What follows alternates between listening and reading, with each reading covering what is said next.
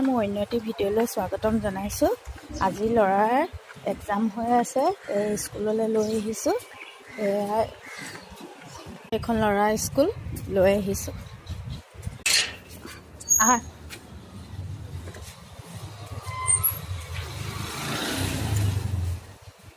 থলোঁ বাহিৰতে এনেকৈ বহি আছোঁ।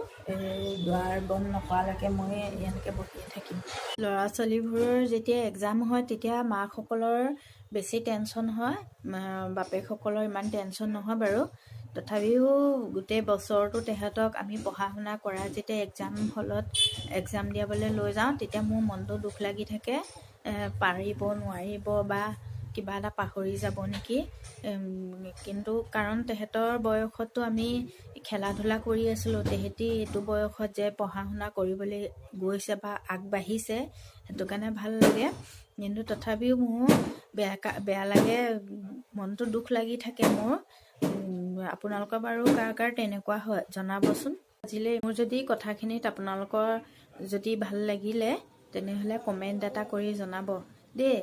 মানে ভাল লাগিব তেতিয়া মোৰ কথাখিনি যে কাৰোবাৰ লগত মানে হয় নে নহয় তেনেকুৱা। নমস্কাৰ।